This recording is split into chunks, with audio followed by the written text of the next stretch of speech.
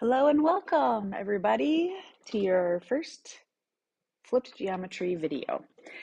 We're going to start by talking about our learning target and some vocabulary we're going to need for our examples, and then we'll jump into some different videos with different examples. So our learning target, here's what we're going to be able to do. I can use properties of segments and angles to find their measures. So we will talk about what segments and angles are in just a minute here. I can communicate precise definitions of angle and segments using the terms point, line, and plane. I can use the segment addition postulate to find the length of segments. I can use the angle addition postulate to find the measures of angles, and I can identify congruent segments and congruent angles. So when we're done with this first lesson, we're going to be able to do all of that. All right, let's move on down to our vocabulary. It's kind of nice. We have some definitions written in for us, and then we're going to just show what the diagram looks like and what the notation for that looks like. Geometry is a very precise and picky math course, so we have to be very specific about this. And I'll make sure I point out the specific things we need to be aware of. So a point is a location that has no shape or size. So here's what it looks like. And then it gets a label. Points are labeled with capital letters. So let's just call this point P. Well, that doesn't even look like a capital letter. I'm going to change that. I'm going to call it point A. There's an obvious capital letter, point A. The notation for that, if I just write a capital letter A, anyone in geometry knows I'm talking about point A. All right, we've got a line. It's an infinite number of points on a straight path that extends in two opposite directions with no end and has no thickness. So I'm just going to go ahead and here's point A, here's point B. So a line is going to be in the straight path going through those 2 points. Lines have arrows on both ends. This is what tells us that it is continuing forever in opposite directions. Without the arrows, it would be something else. And then we can label a couple ways. You can call, so the notation, if you're talking about line A, B, capital letters, and then we put a little line with arrows above it. That's one way you can do it. Your line might also be labeled with lowercase letters. So let's say a lowercase l. So we also could call it line L.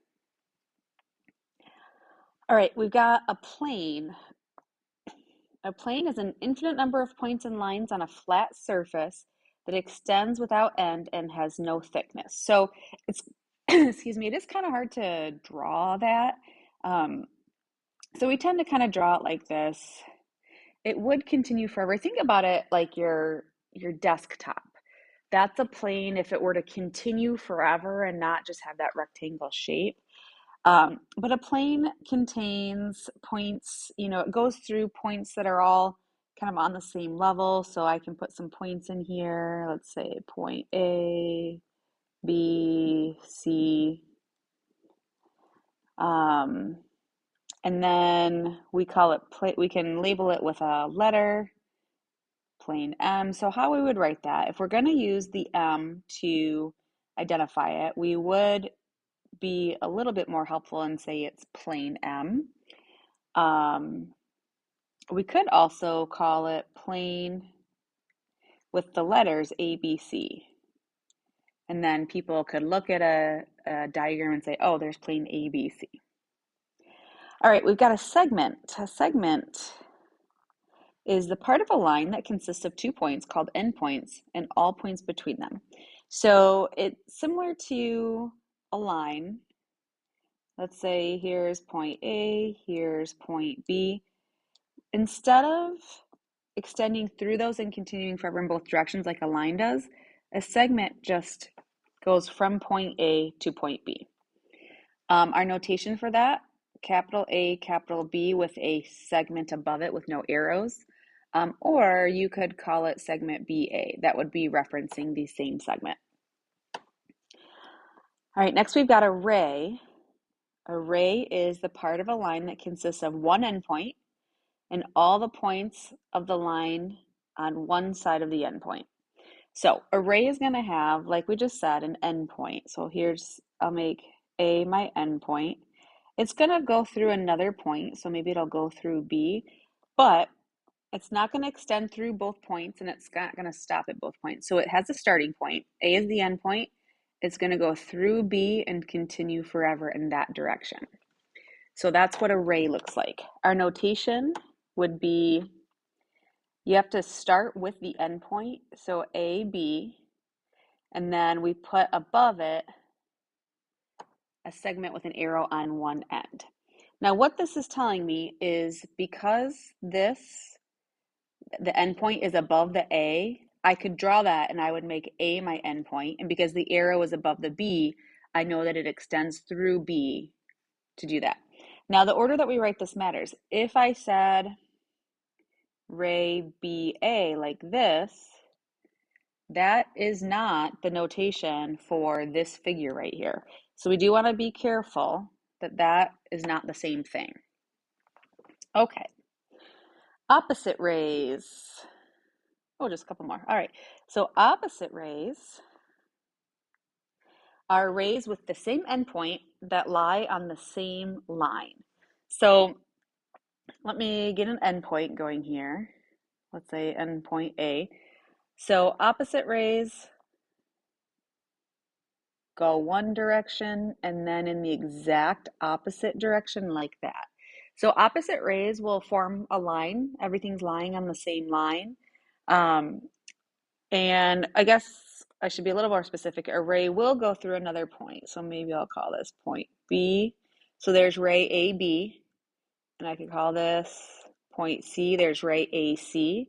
And then when we have opposite rays, our notation would be, we would just say ray, oops, there we go, ray AB and ray AC.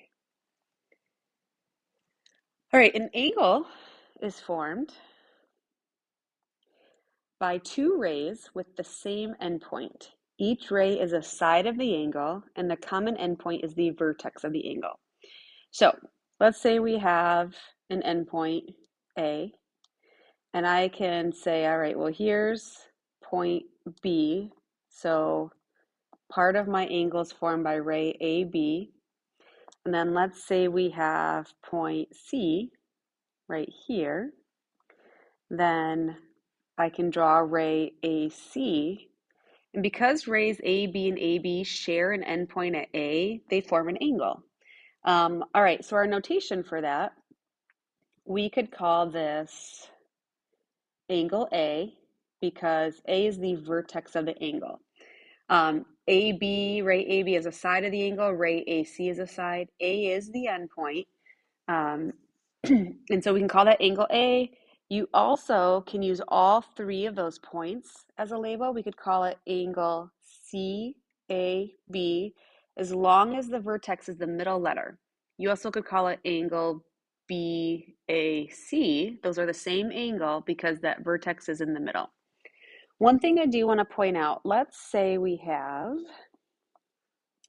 point A, point B, point C, and let's say point D. So I've got ray AB, ray AC, and ray AD. Everything is sharing an endpoint at point A, making this the vertex. Now we have multiple angles here. We have angle DAC, this one right here. We have angle CAB right here. And we have angle DAB, this bigger one. So we actually have three angles in this figure right here. When you have multiple angles that share the same vertex, can I call anything angle A? And guess what? No, you cannot. You can't call it angle A because I would look at this figure and say, well, which angle at A? There's three of them. This is not specific enough. You're allowed to say angle A if there's only one angle at that vertex, like that picture. Whew, okay, lots of vocab, lots of new things in geometry, but we got it. Here we go. Let's look at some examples.